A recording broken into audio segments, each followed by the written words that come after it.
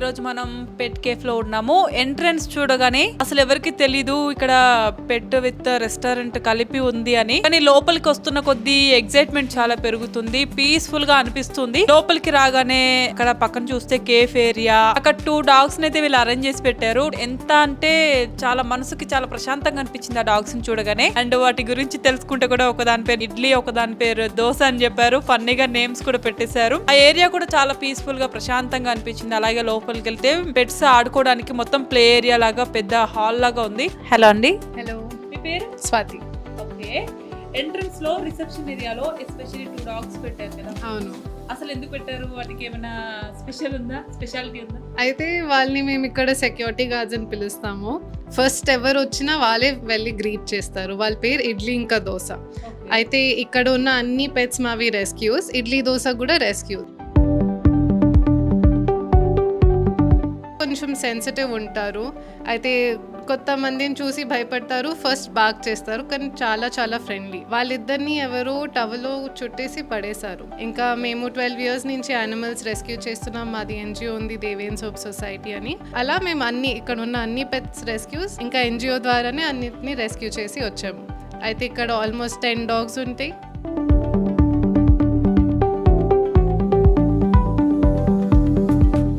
And 10 cats ఉంటాయి. ఇంకొక మాది మెయిన్ షెల్టర్లో 180+ రెస్క్యూస్ ఉంటాయి.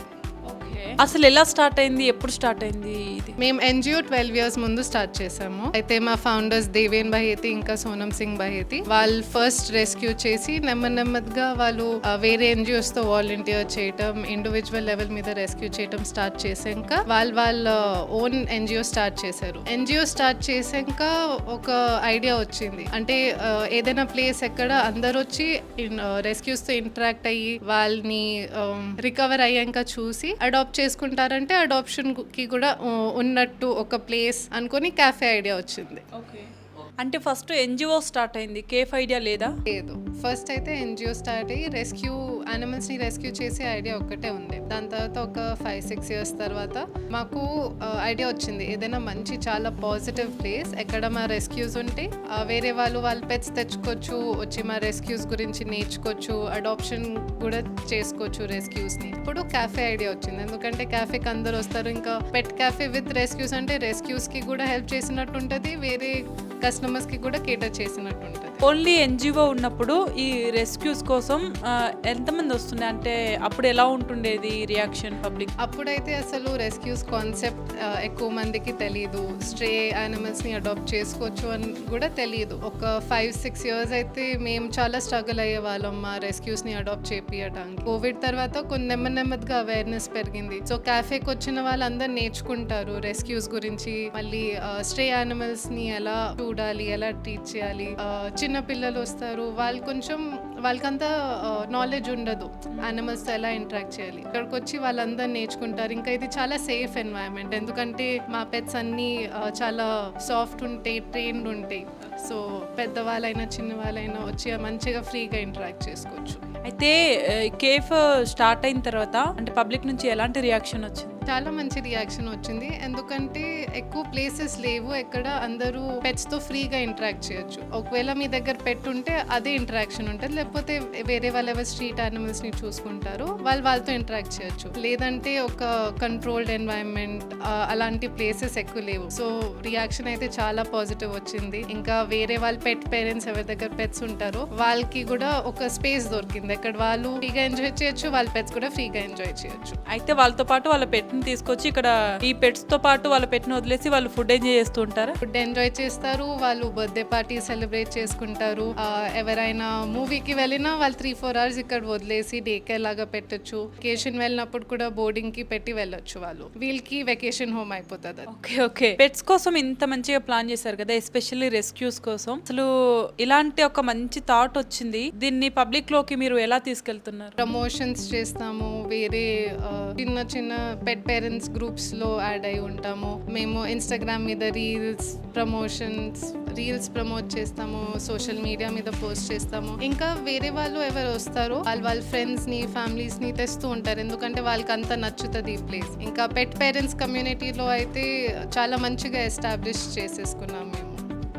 పెట్ లవర్స్ కి అయితే ఇది ఓకే, కానీ ఫుడీస్ ఉంటారు, ఫుడీస్ కి కూడా అందరికి పెట్స్ నచ్చాలని లేదు. మరి నచ్చని వాళ్ళ కోసం మీరు ఎలాంటి ప్లాన్స్ చేస్తున్నారు? ఫుడీస్కి అయితే మాది చాలా ఎక్స్టెన్సివ్ మెన్యూ ఉంది. చాలా ఎవరికి ఎలాంటి ఫుడ్ కావాలో అందరికి ఉంటుంది. మేము ముంబై ఫేమస్ వడాపావ్ కూడా సర్వ్ చేస్తాము, సమోసా సర్వ్ చేస్తాము, అండ్ లోకల్ ఫుడ్ కూడా సర్వ్ చేస్తాం, కాంటినెంటల్ కూడా సర్వ్ చేస్తాం. మా in house speciality meze platter, hummus platter ఉంటుంది, అవకాడో టోస్ట్ ఉంటుంది. ఇంకా పెద్దవాళ్ళు వచ్చిన వాళ్ళకి సింపుల్ ఫుడ్ కావాలంటే వాళ్ళకి చోలే కుల్చా ఉంటుంది, Thai green curry rice bowls ఉంటాయి.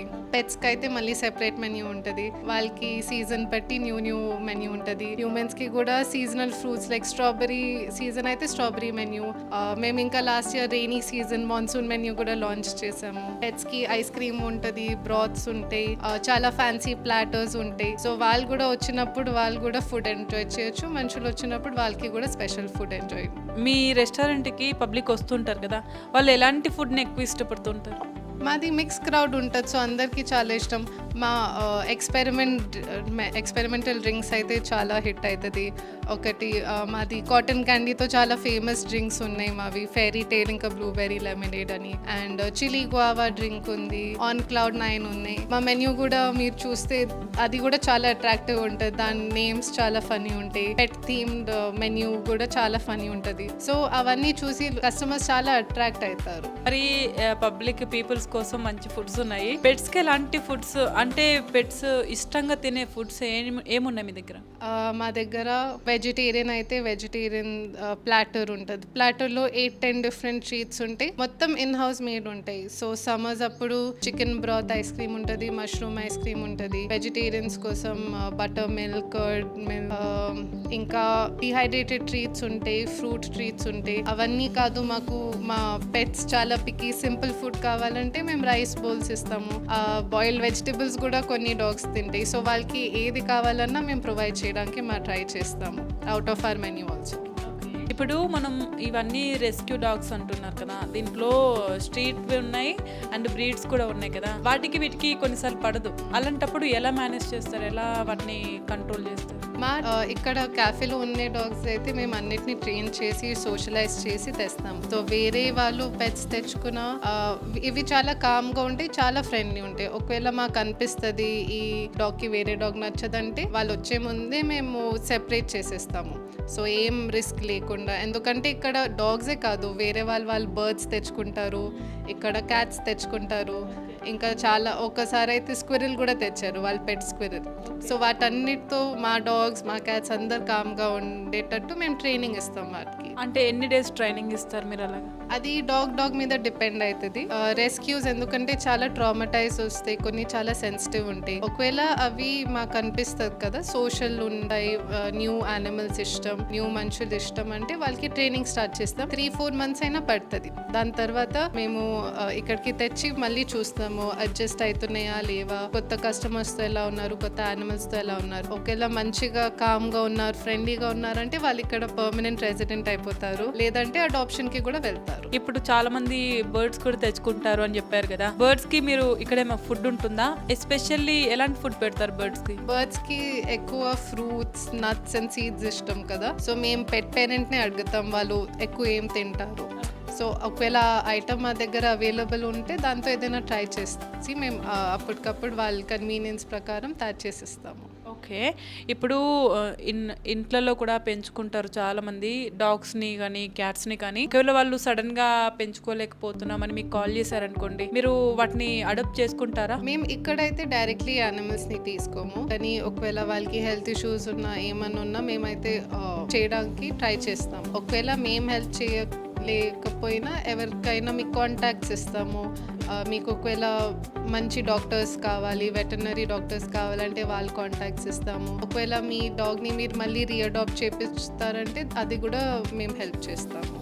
ఇప్పుడు మీ దగ్గర చాలా డాగ్స్ ఉన్నాయి, క్యాట్స్ ఉన్నాయి కదా, అందులో చాలా యాక్టివ్గా ఉన్నాయి. ఎవరైనా మేము అడాప్ట్ చేసుకుంటాము మాకు ఇచ్చేయండి అని అడిగితే మీరు ఇచ్చేస్తారు? అది 6 step ప్రాసెస్ ఉంటుంది. అడాప్షన్కి ఇంట్రెస్టెడ్ ఉన్నారంటే 2-3 weeks ప్రాసెస్ ఉంటుంది.